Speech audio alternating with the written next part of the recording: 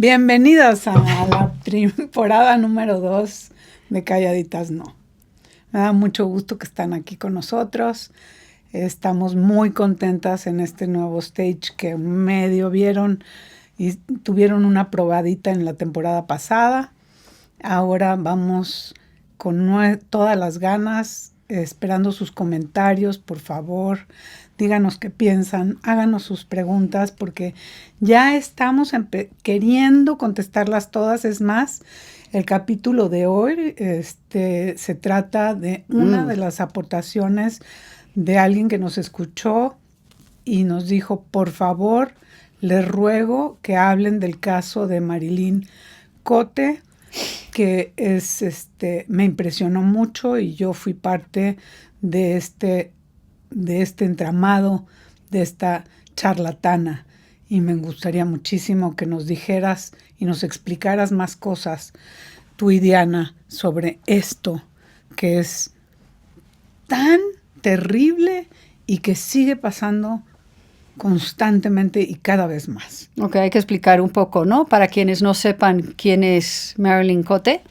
Para quienes no sepan quién es ella, es una pseudopsiquiatra, dijo que había estudiado psiquiatría, creo que no tiene ningún estudio profesional, se mandó comprar y hacer todos los títulos necesarios, las recetas médicas necesarias, y se dedicó a diestra y siniestra. Durante 10 años. Durante 10 años a escribir recetas de medicamentos, a diagnosticar trastornos mentales, a promoverse en TikTok, en YouTube y en todos los medios de comunicación durante 10 años, sin títulos, sin nada.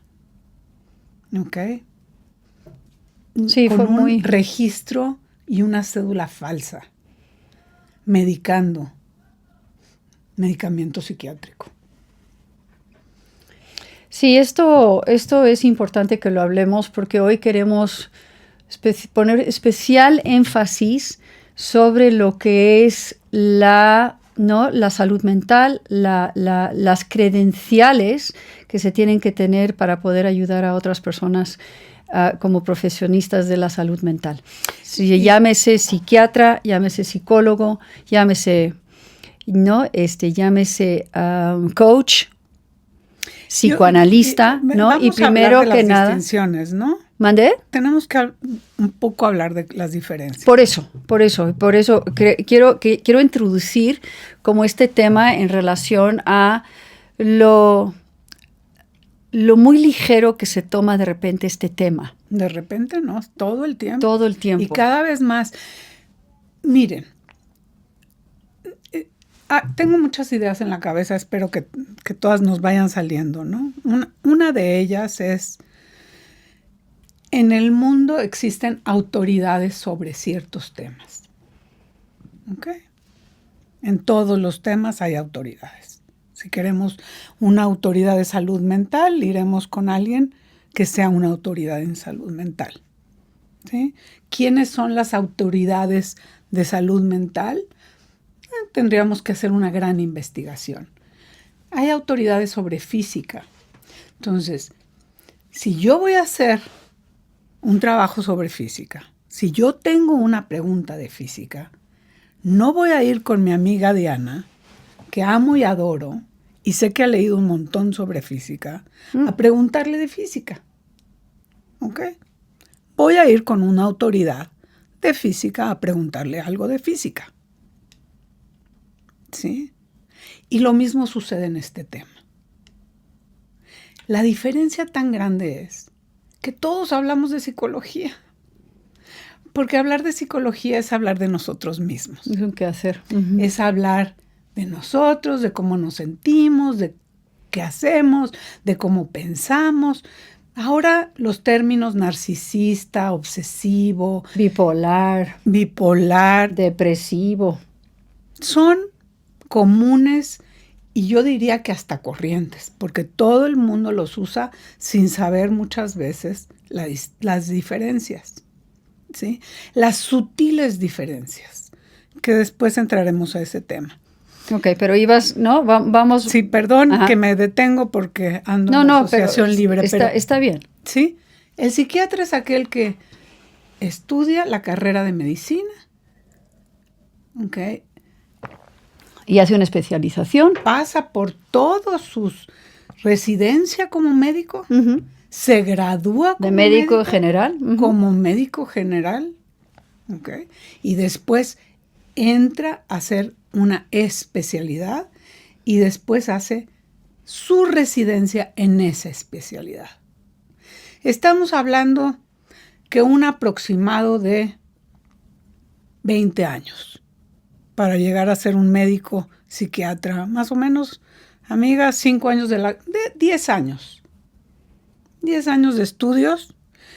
En Estados Unidos cada año te tienes que certificar. En México no existen las certificaciones, pero en Estados Unidos... No, pero en psiquiatría sí. En psiquiatría sí. ¿Y sabes cada cuántos son? Ah, ¿tú dices anualmente? Anualmente. Ah, eso no lo sé, no estoy segura que así sea, no lo creo. Yo creo que aquí cuando te titulas de psiquiatra, ya eres psiquiatra. Lo Sí. que tú hagas con tu profesión no tiene que haber un vuelve a pasar por un board. Si tú te quieres especializar en algo más, pues entonces ya es otra especialización, pero no tienes que rendirle cuentas a nadie después de que te has titulado. No, en Estados Unidos sí te piden un referéndum, como quien dice, un sello en tu pasaporte para que puedas volver a ejercer.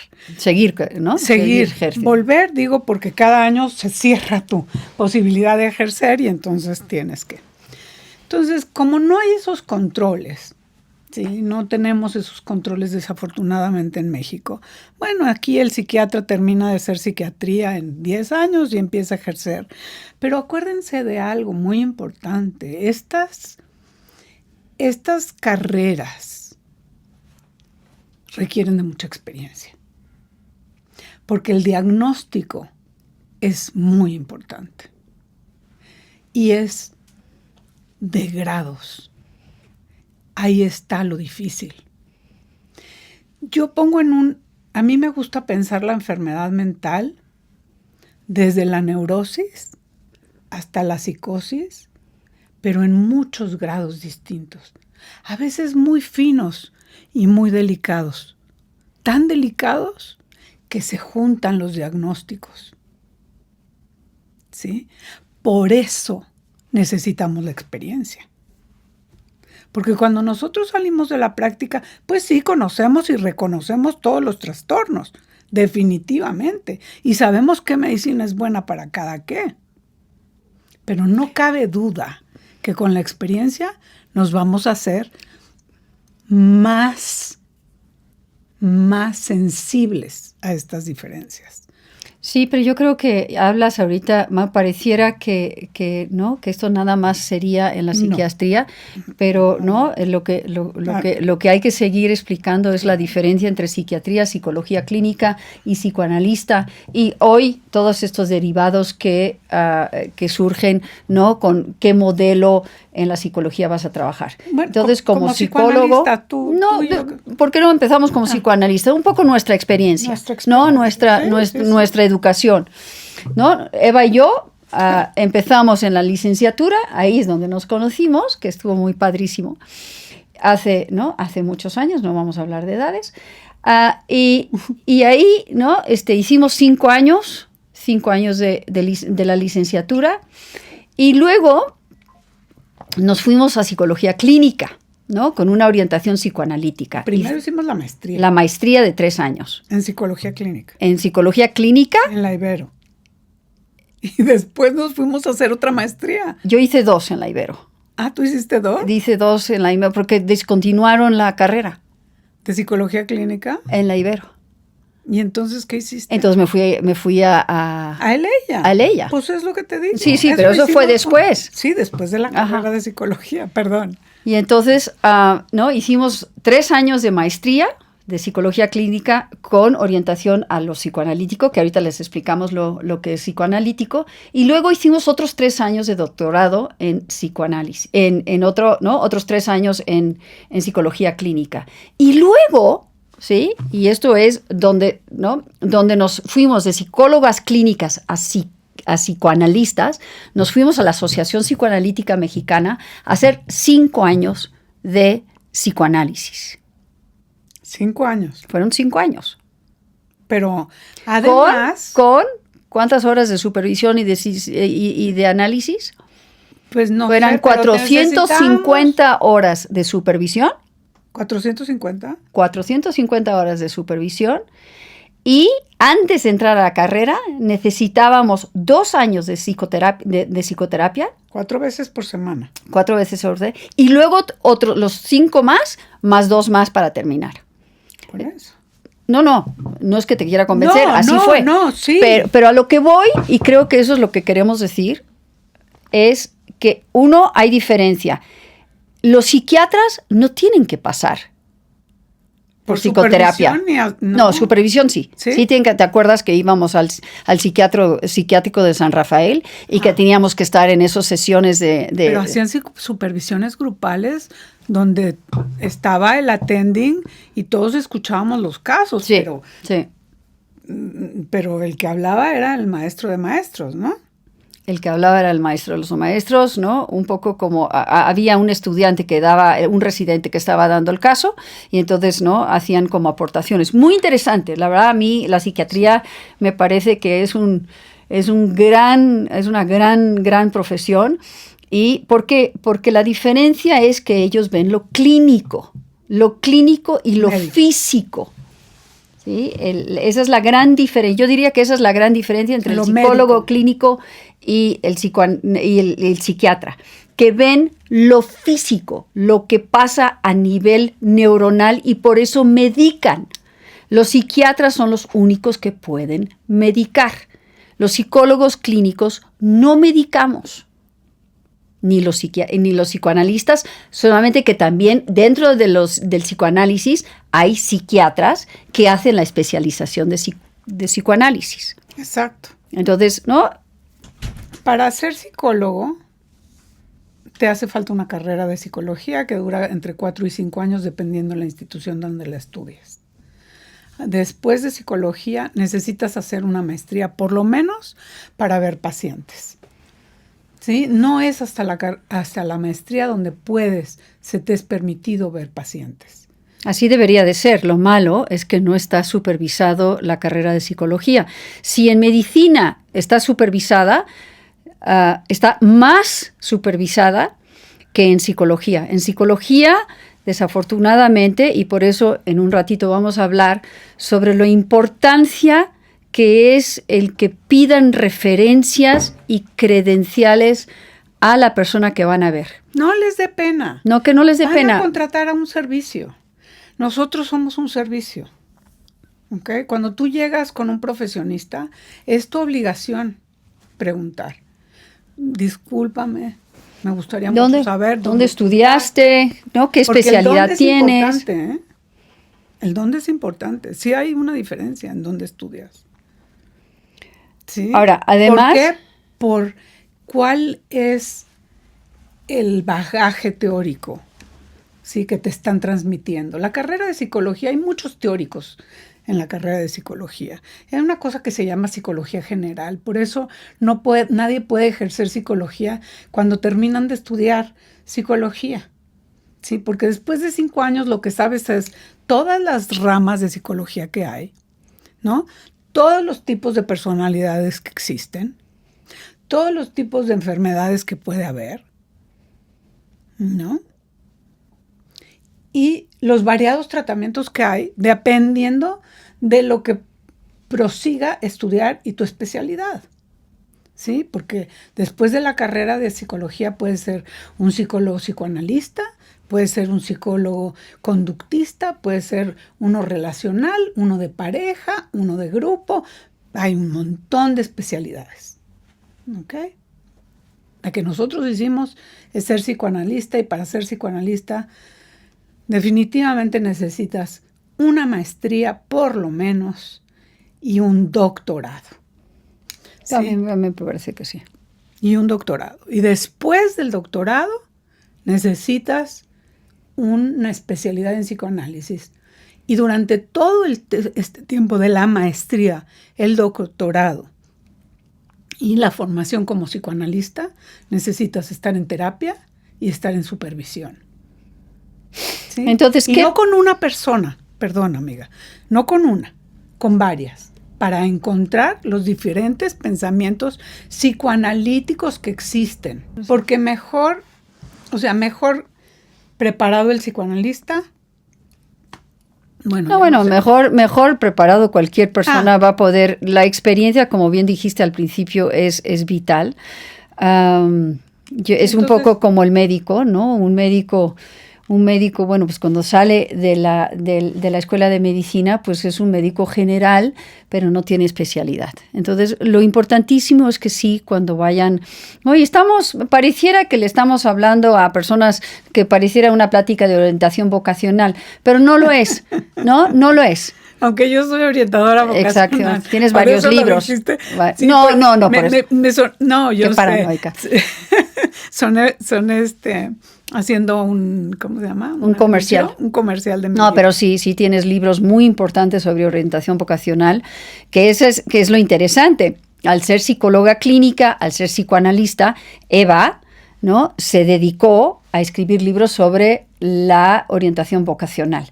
Entonces, porque mientras podía trabajar, mientras estaba estudiando la maestría contigo, mientras estudiábamos juntas la maestría, pues me puse a estudiar lo que sí podía estudiar, que era orientación vocacional. Entonces de ahí me surgió la idea, porque eso sí lo puedes hacer sin haber tenido que hacer especialidades, aunque te ayudan muchísimo. Pero bueno, eso es ser psicoanalista. Sí. Entonces ¿Qué pasó con la Marilyn Cote? Volvamos, ¿no? Es importante regresar un poco al chisme, ¿no? Decide que es psiquiatra. Un día se levantó esta mujer y decidió que es psiquiatra ¿Y saben cuántas conozco como Marilyn Cote? Un montón. No saben cuántas conozco. En mi pueblo de donde yo era, no sabes cuántas había. No sabes cuántas. Pues mira, a mí me pasa un poco hoy con las coaches, ¿no? Con estas coaches que de repente surgen como champiñones del suelo, que de repente, bueno, pues un día decido ser o tanatóloga o coach.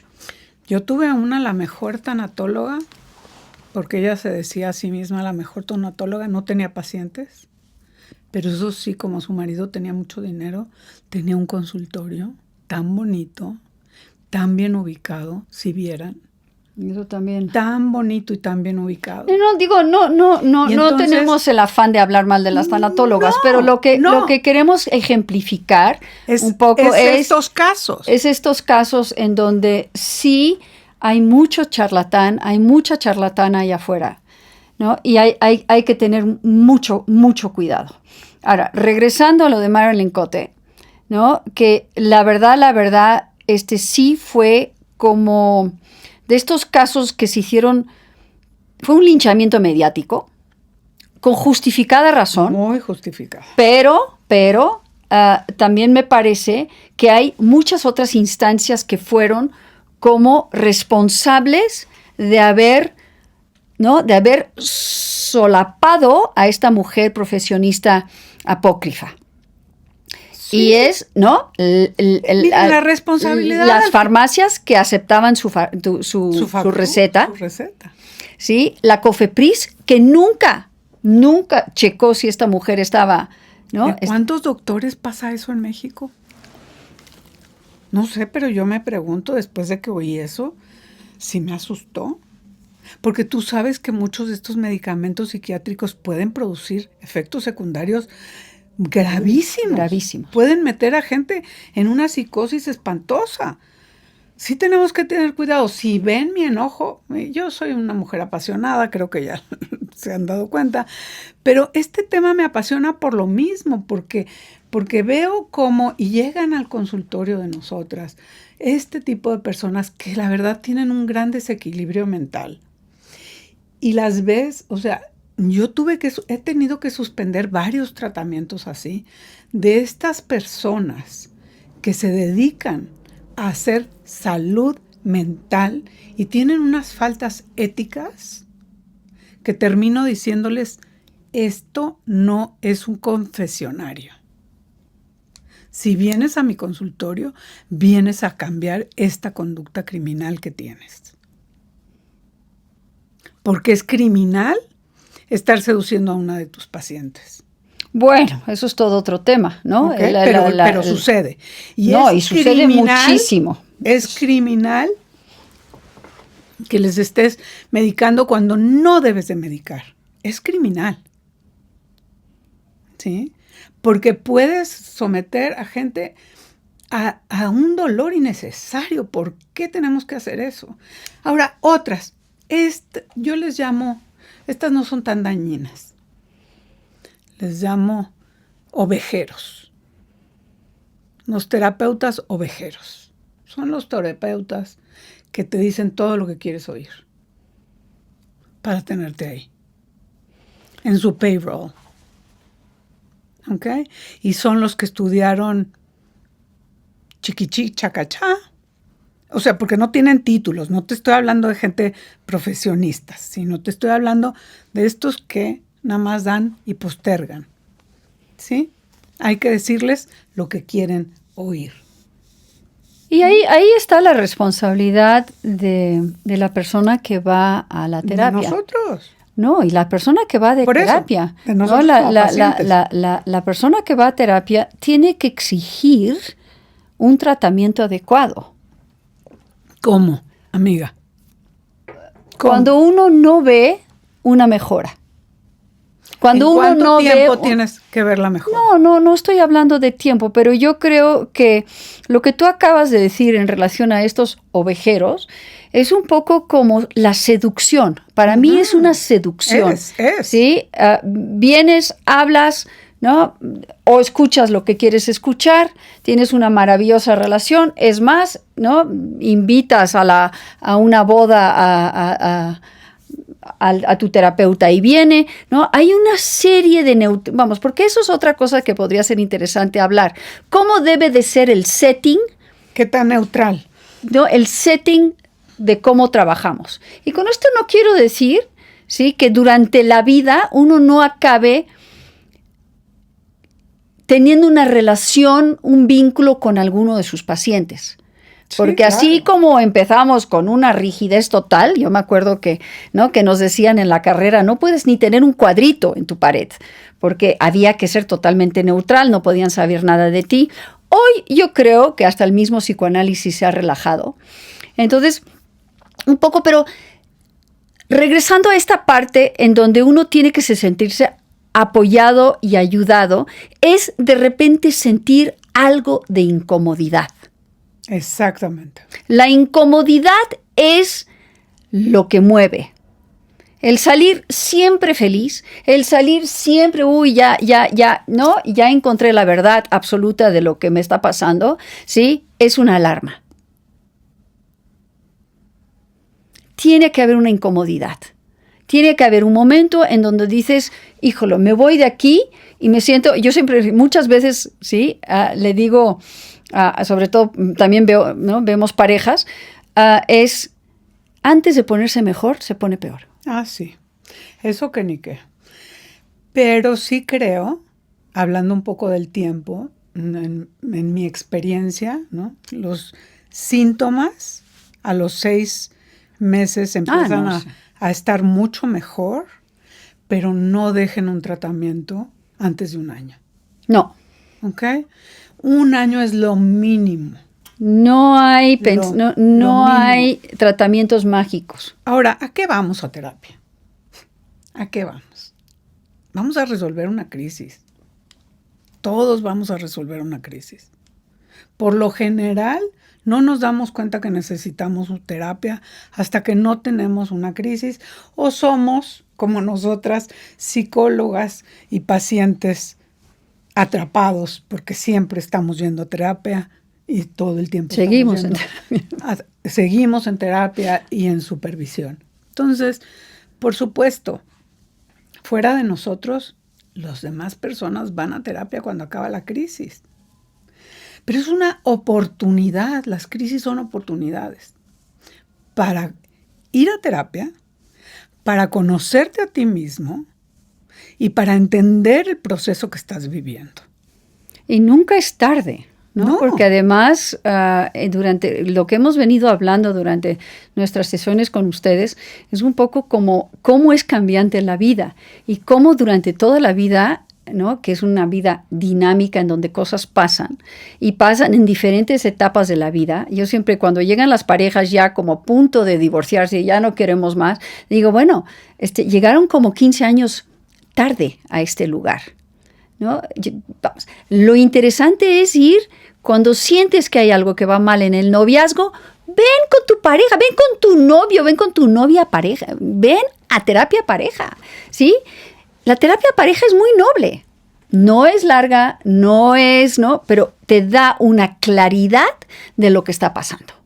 Y entonces, por lo menos te pone en el lugar donde tienes hay que estar. prever. Porque te dice, por aquí va, tú vete por acá y tú vete por allá y trabaja esto tú y trabaja tú esto, el otro, ¿no? Pero sí creo que necesitamos preguntar, necesitamos entender. Hay terapias que son, por ejemplo, la conductual es maravillosa. Es muy buena. Cuando tienes una fobia, cuando tienes miedo a los aviones. La ¿sí? cognitiva conductual. La cognitiva conductual. Si tienes algo más profundo, ve a psicoanálisis, ¿sí? ¿Y qué digo más profundo? Tienes problemas en tus relaciones. Los problemas en las relaciones son problemas dignos de un psicoanálisis. Todos los problemas de relación, porque todos nos remiten a nuestra infancia. Y no con esto digo que ir a psicoanálisis es ir a hablar de tu infancia, porque todos los pacientes dicen, ay, pero es que ir a psicoanálisis es hablar del pasado y el pasado y fue... No, conmigo no hablan del pasado, hablan de hoy. Pues que el pasado se representa hoy. Exactamente. El pasado se presenta hoy. Si yo hoy hablo de la muerte de mi hijo, es hoy que estoy sufriendo la muerte de mi hijo. Y eso que se murió hace 7 años, en el pasado, pero es hoy. Y eso es lo que es importante, amiga. Es hoy. Las cosas son hoy.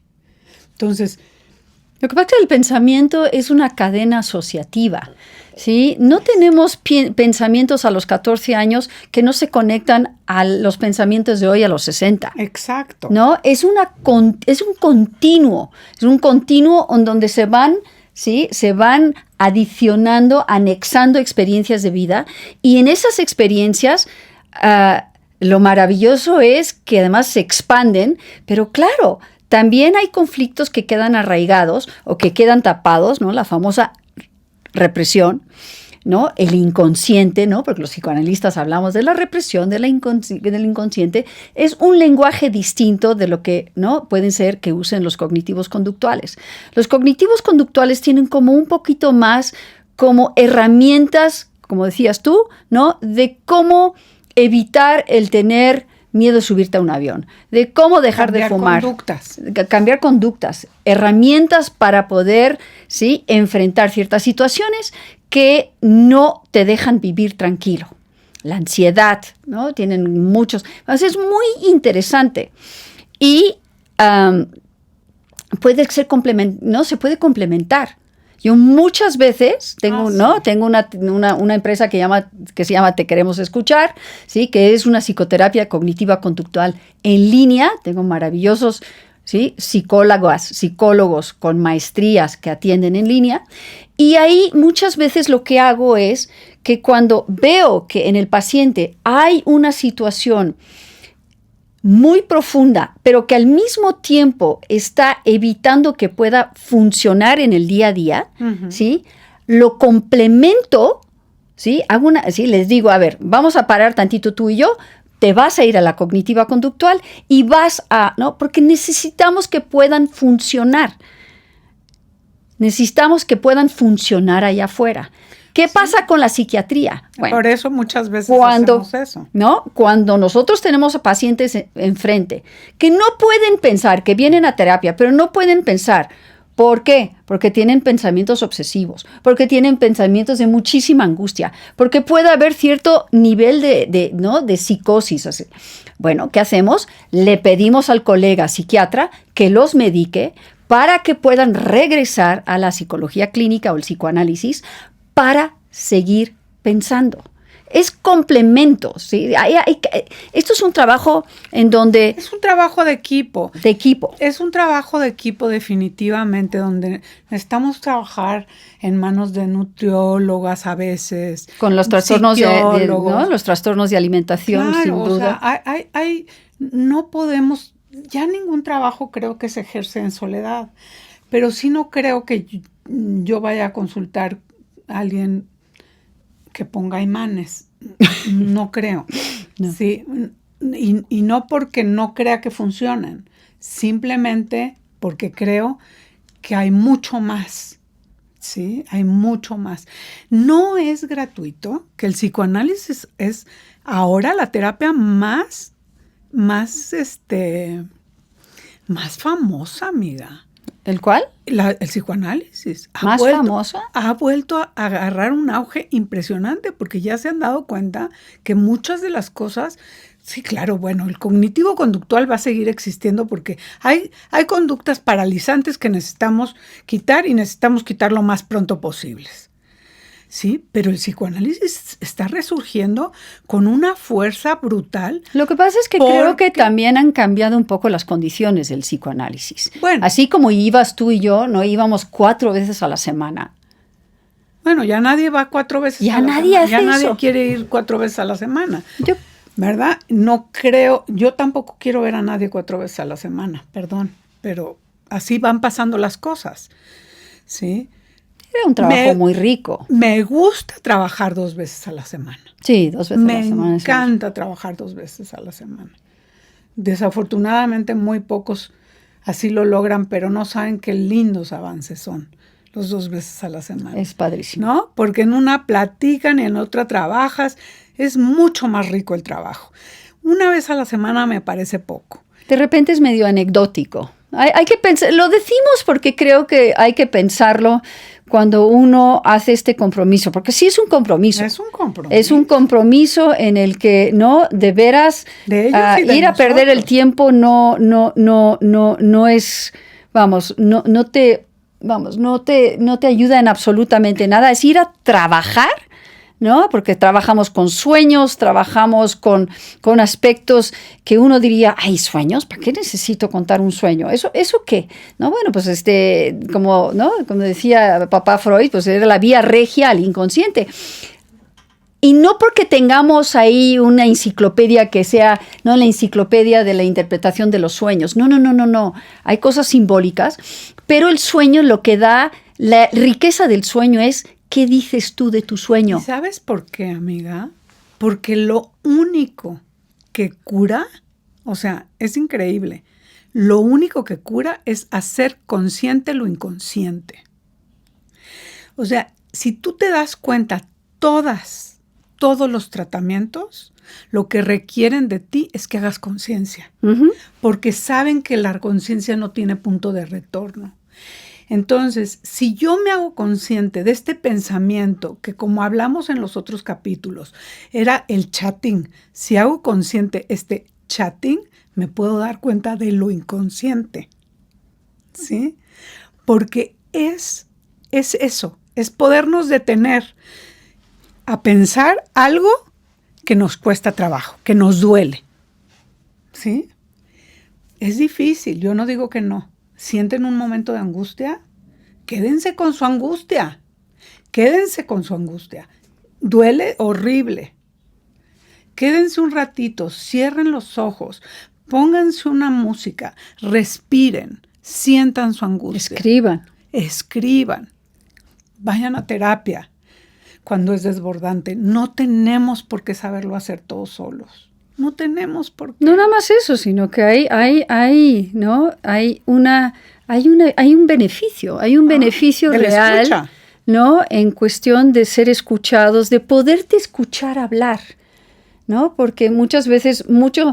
Alguna vez leí que hay, ¿no? 3 maneras en las que nos escuchamos. Nos escuchamos pensando, nos escuchamos hablando y nos escuchamos en grabaciones. Y las 3 tienen impacto distinto en la manera en la que somos visualizadas por nosotros mismos. Mira. Es muy interesante. Sí. Entonces, cuando ¿Sabes que ahora ya encontraron que es benéfico hablarnos a nosotros mismos y es benéfico hablar en voz alta cuando estamos solos? Pues no lo dudo. Porque es como si la mente pensara que no estamos solos, sino que estamos acompañados. Pues ¿por qué los niños tienen sus amigos imaginarios? Los amigos imaginarios es una maravilla. Nunca dejen, ¿no? Nunca les prohíban a sus hijos tener, o sus nietos, ¿no? Amigos imaginarios. Es una conversación, como tú dices. Hay un diálogo y el diálogo es lo que nos hace ser humanos. El diálogo. La relación con un otro. Sí. Y por eso es mejor que le hablemos a otra persona, pero si no está nadie, pues aunque sea hablarnos a nosotros mismos, ¿no? Exacto. Porque definitivamente lo que nos hace crecer y ser longevos son las relaciones con los demás. Entonces, otra vez, no vayan con plagiarios, por favor. Yo sé que hay muchos de esos en estos países y es increíble. Y hay mucha gente que ha tomado un curso y dos, y de verdad, no digo que los cursos sean malos, estudien todo lo que quieran, pero lo que de verdad te ayuda a ayudar es ayudarte a ti primero. Y la mayoría, tristemente, de estas personas que yo conozco que ejercen sus cursos con otras personas, no han pasado ni por supervisión ni por terapia personal. Los que han venido al menos conmigo, que no son pocos, ¿sí? Todos han hablado pestes del tratamiento. Vienen porque ya están en un muy mal lugar. En un muy mal lugar. ¿Y sabes qué? Están así de un poquito bien y regresan a trabajar con otras personas y a decirles a las otras personas lo que tienen que hacer. Sí estamos frente a un fenómeno muy doloroso e importante. No podemos dejar nuestra mente en manos de cualquiera. Lo que pasa es que en México además esta legislación en donde creo que nunca se va a lograr el que sea una profesión supervisada por el gobierno, por funcionarios supervisores, ¿no? Capaces de hacerlo, es porque también es un país rico en magia, ¿no? Es un país en donde el chamán, en donde el curandero, en donde, ¿no? el chakra, todas estas cosas son parte de la ideología cultural y esas nunca se van a regular. Entonces, bueno, ok, si no hay una regulación del exterior, regulémonos nosotros. Si vas a invertir en una terapia, si vas a invertir, elige el mejor. Lo haces cuando eliges a un perro. Lo haces cuando vas con un cardiólogo, si tienes algo en el corazón. Como decían, ¿no? A ver, vas con un psicoanalista. ¿Quieres tratamiento? El psicoanalista te ofrece el tratamiento y le dices, no, así no me gusta. Mire, yo quiero venir cada 15 días. ¿Sabes qué? ¿Por qué no me das primero tu precio y después hacemos una cita? Yo me he dado cuenta que todas estas preguntas y cosas que les decimos a los psicoanalistas no se los decimos a ningún otro médico. No, la verdad. ¿A poco le vas a preguntar a tu médico, le vas a decir a tu cardiólogo, no, yo no me quiero tomar la estatina, por favor, porque eso me provoca problemas. Además, la idea de tomármelo no quiero. No le vas a decir, ¿verdad? Si tienes un problema, ¿te vas a tomar medicina o no? Si el oncólogo te dice necesitas quimioterapia 3 veces a la semana, ¿te la vas a poner o no te la vas a poner? Si el terapeuta te dice yo te veo en una crisis espantosa, necesitas venir 2 o 3 veces a la semana, ¿necesitas venir? Te dicen no, porque no tengo el dinero. Ok, ¿cómo le hacemos? Porque no sé tú, pero yo estoy segura que tú también. Todos nosotros estamos dispuestos a renegociar, ¿no? Ayudamos a la gente que no tiene recursos.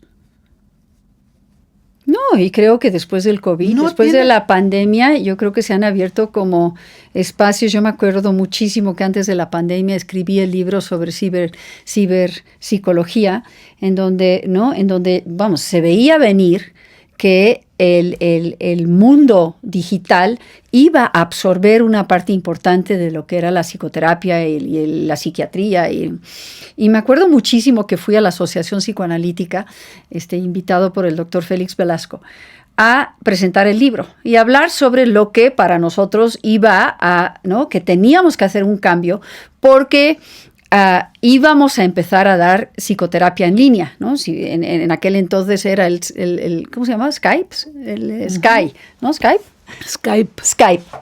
Y yo casi, bueno, yo creo que si mis colegas de la Asociación Psicoanalítica que me estaban escuchando hubieran tenido tomates, me hubieran echado tomates, ¿no? Que cómo era un sacrilegio pensar que nuestra profesión, ¿no? En donde veíamos a gente en diván y frente a frente y en lo presencial, no iba a poder migrar a una situación digital. Bueno, nos cayó la pandemia y yo le pregunto a mis colegas hoy, ¿quién no vio a un paciente en línea? Entonces, hoy en día tenemos además la gran ventaja de poder tomar terapia con psicoterapeutas de donde ustedes quieran. Exacto. Que estén ya no está limitado al que está a media hora. Está a 1 minuto el mejor. Sí. A 1 minuto. En lo que te inscribes al Zoom. Sí. Yo me mudé de Woodlands a Houston pensando que pocos iban a ser los que me siguieran y afortunadamente me siguieron todos y online y algunos hasta vienen a visitarme porque no es nada 40 minutos y yo creo que así se tienen que dar las cosas hoy en día. También en México el tráfico a veces es muy difícil y hacerlo online te ayuda porque puedes hacer más cosas. Hablando de la prisa. Puedes hacer más cosas, pero también no tengan prisa para elegir a su persona, ni tampoco tengan prisa en el tratamiento, porque... Ahora, ¿cómo eliges? ¿Cómo eliges? Yo, mira... No, si estamos hablando con mujeres de nuestra edad, yo le pregunto ¿cómo eliges? A alguien que sé que ha ido a terapia. Una referencia. Y una referencia. Yo creo que lo mejor es de boca en boca, pero lo mejor es ver a alguien cuando la ves cambiada. Porque las ves cambiados. ¿Sí? Los empiezas a ver distintos. Y les preguntas, oye, te veo muy bien, ¿qué has hecho? Nada, todas piensan en su cara, piensen en su terapia. De verdad que estar bien adentro también se nos nota por fuera. Lo que digo es, llegan los pacientes por referencia. Siempre es por referencia, amiga. Bueno, pero digamos que alguien no tenga una referencia, porque no está en una cultura en donde se hable de esto, porque aguas también, y sí siento que eso está cambiando muchísimo. No hace menos de 10 años era tabú. Fíjate que yo tengo, por ejemplo, te voy a contar de los pacientes cómo me han encontrado. Uno buscó de celos, y yo tenía un trabajo de celos publicado. Lo leyó, le gustó, me buscó del Salvador. ¿Sí? Referencias de colegas. Uh-huh. Las mejores son las que vienen de los mismos pacientes.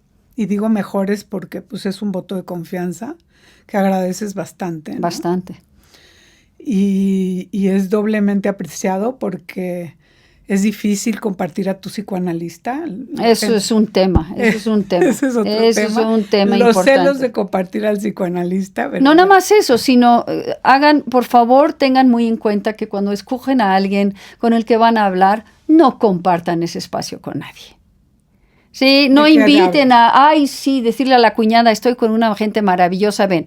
No, una persona ética, porque estamos hablando de éticos, de aspectos éticos de la profesión. Hay muchas de nuestros colegas, ¿sí?, que ven a muchos de los mismos familiares en su consulta. Eso no sirve. Al mismo tiempo, no. Al mismo tiempo. Al mismo tiempo, no. ¿No? Y veo a la hija, y veo a la abuelita, y veo a la tía, y te veo a ti, y entonces, bueno, pues llega un momento en donde ahora, la información los amigos no es que quieta. Tan cercanos. Mira, yo los muy cercanos no los tomo. No, los muy cercanos no sirven. No los tomo. No se puede trabajar con ellos. No puedes hablar libremente. No, y se comparten todo. Y luego sale como no sé, yo les digo solamente que puedan estar callados y no contar, pero como va a ser imposible, pues es muy difícil. Pero bueno, eso era un punto y aparte, ¿no? No, pero es importante. Uh-huh. ¿No? ¿Qué otra regla ética dirías tú que debemos de mantener como una columna vertebral?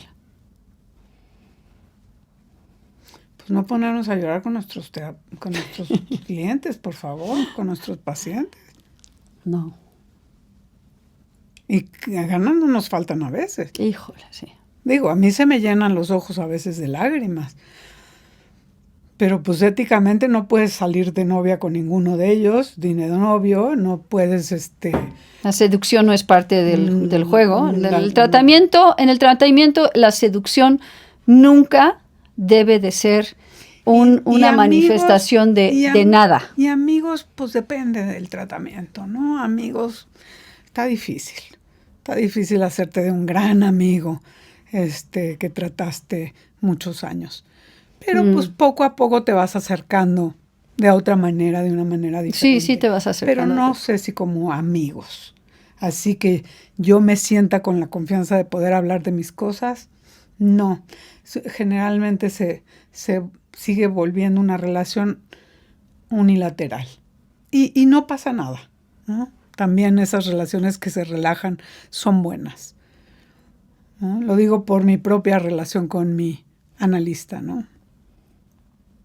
Con los múltiples analistas. Con los múltiples analistas, porque nosotras como colegas también hemos aprendido que nos vamos haciendo después amigos hasta de nuestros terapeutas, porque estamos en el mismo círculo. Con el paso del tiempo. Y Freud no hacía terapia en el parque y no hacía terapia en el café, sí hacía. También iba con Mahler caminando mientras le interpretaba, porque era otro tipo de tratamientos. Yo sí creo, ¿sí?, que el setting te ayuda de muchas maneras. Sobre todo a mantenerte limpio y a mantenerte enfocado, y a mantenerte claro de que el otro es el que viene con los problemas. ¿Sí? Cuando vamos a un café, los dos somos los que platicamos. Se acaba el setting, se acaba el rigor. ¿Sí? Cuando los vemos en nuestro consultorio hay cierto rigor. Vamos a ver un experto, vamos a ver un profesional. Como dije al principio, vamos a ver una autoridad. ¿Sí? No vayamos... Bueno, si quieren ir a ver una autoridad en chamanes, vayan a ver, pero una autoridad en chamán. También eso. ¿No? Una autoridad en mediumship. Hay uno, Edward Edwards, que en Harvard y es un que tiene percepción extrasensorial. Hacen estudios con él y su mente en este tipo de cosas, porque ya ves que hay mucho de este tipo de investigaciones de pensamiento extrasensorial con otras personas, y lo han usado en las armas, en los pilotos, ¿sí? Para cómo concentrarse y ver exactamente si hay una persona o no en ese otro avión. Han hecho muchos estudios para saber cuál está cargado y cuál no está cargado de misiles. Y a él lo tienen en una investigación. Y sus predicciones son mucho más altas que las probabilidades. Pero estamos hablando de una persona. ¿Sí? Hay estudios, definitivamente, y hay muchos estudios hechos en Stanford y en Harvard, que no se hablan, que no son muy populares, de los cuales yo leí bastante. Y sí hay gente que da mayores probabilidades que las estadísticas. Pero finalmente nada más son más probabilidades. ¿Sí? ¿Qué quiero decir? Que también existe algo que se llama suerte. Sí, estadística. Sí. Porque también la suerte entra dentro de las probabilidades. Uh-huh. Corríjanme si estoy equivocada. Lo que quiero decir con esto que sí, si van a ir a ver unas barras de acceso, de verdad vayan con el mejor que hace barras de acceso. ¿Qué es barra de acceso? Pues fíjate que son unas dos cositas como que te ven la energía y donde no está bien, donde no está, corre bien tu energía, hacen no sé qué con imanes, creo, ¿eh? Ya. Hay muchas cosas. Yo creo que uno tiene que estar como muy, vamos, tienes que estar como muy, muy claro que si tú vas a ver a un clarividente, o si tú vas a ver a ver a una persona que, ¿no? Que te lee las cartas. Que te lee las cartas, astrólogos, esta clase de No, personas. bueno, astrología ya nos podemos aventar una conversación. Eso es ciencia. Híjole, okay. Ay, bueno. Ay, mi amiga y yo en ese sentido sí, nunca vamos a estar de acuerdo. Pero yo creo que tienen que hacerlo tal vez hasta complementando algo más. No poniendo todo en una sola, No, yo estoy de acuerdo que si tienes cáncer vayas a que te realineen tu energía. Sí. Sí. ¿Por qué no? Okay. Y que vayas a un tratamiento de alimentación para que te metas eso sí. la mejor comida posible del mundo. Estoy de acuerdo que vayas con alguien que te ayude a dormir porque necesitas dormir para estar bien, ¿sí? Y también vayas con un psicoanalista. Sí, es lo que decíamos antes, ¿no? De ¿sí? complementar un tratamiento. Sí, pero hay gente que necesita mucha ayuda. Y no todos necesitan mucha ayuda. Hay gente que con un psicoanalista le basta, pero no con barras de acceso le bastan. No, a eso me refería. Justo. Yo creo que hay tratamientos mucho más serios que toman tiempo. Que son procesos. Que te van a ayudar a hacer un cambio permanente. No es un momentito de alineación y balanceo. Que está bien, ¿no? Pásate el huevo por la cabeza, o sea, por supuesto. A mí si viene mi tía y me dice, mijita, te quiero hacer una limpia, le pongo así la cabecita, o sea, lo que quieras, tía. Pero no voy a dejar de ir a mi terapia. ¿Sí? Si me quieren tirar las cartas, por supuesto, me encanta. Pero no voy a dejar de ir a terapia. Sí, por no eso voy a ir con una nutrióloga que de repente estudió para hacer no sé qué tipo de healing, porque ahora está muy de moda ponerle nombre en inglés a los tratamientos, ¿no? El healing, y entonces, ¿sí? No te da alimentación, te da un healing con no sé qué cosas que hace, ¿no? Y dibujos. Yo fui a una, y te hace dibujos, y te dice, y esto, y tú tienes que sanar, y yo la veía hacer dibujos, y decía, esta es la cosa más, porque a mí me gusta, ya sabes, a mí me gusta ir a conocer todo tipo de cosas, y he estado, así como ahorita ando con un rollo de ir a investigar sitios de dating sites, que después para la otra plática me dio un tiempo de investigar a todo tipo de personas que hacen su tratamiento. Entonces sí me he dado muchas cosas, sí he hecho de estas cosas, sí lo sé por experiencia, no es que me lo hayan contado, ¿ok? Lo sé por experiencia, lo he visto, tengo el conocimiento, me siento una autoridad. Sí, me siento una autoridad para decir que hay tratamientos emocionales que sirven y otros que no. Sí. ¿No? Si algo me ha dado mi experiencia y lo que he estudiado, creo que sí. Últimos pensamientos, amiga. Te veo muy pensativa. No, estoy pensando en cómo transmitir la petición. La petición es, por favor, cuando lleguen a un consultorio, no tengan miedo de pedir información sobre esa persona. Nadie, Googléanla. Y si se ofende, no es el lugar donde deben de estar. No es el lugar donde deben de estar. ¿Sí? Van a ser de las relaciones más íntimas que van a hacer en su vida. Entonces, se tienen que sentir a gusto. Y curiosamente, sí me parece que la primera y la segunda sesión muchas veces te da la sensación si puedes o no puedes trabajar con esa persona. Hay algo en el vínculo que se da o no se da. Yo siempre le digo a mis pacientes, sí, que vienen y les digo, piénsenlo, no hagan una siguiente cita conmigo. No me Piénsenlo, piensen cómo se sintieron hoy conmigo aquí, ¿sí? Y escríbanme. Y no me voy a enojar si me dicen, Diana, prefiero una gente que, no sé, prefiero cambiarme con un hombre, o prefiero a alguien de mi edad, o prefiero a alguien que no sea extranjera. No me voy a ofender. No me voy a ofender. Les voy a ayudar a conseguir a alguien más. Claro. Eso es la ética. Pero tiene que venir de ambos lados. ¿Sí? De ambos lados.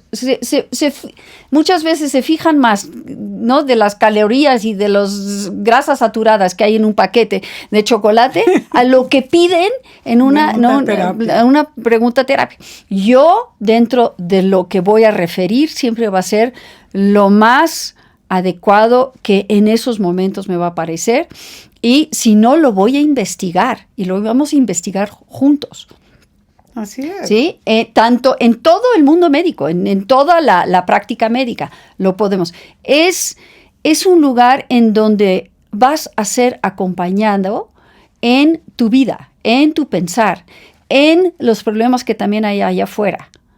Entonces, a mí me parece que eso tiene que ser el acompañamiento, ¿sí?, integral, No gestáltico, holístico. No se vayan por lo rápido. No, eso no funciona. Lo rápido, de verdad que no. La vida es de largo plazo, aunque Sí. no parezca. Aunque no parezca.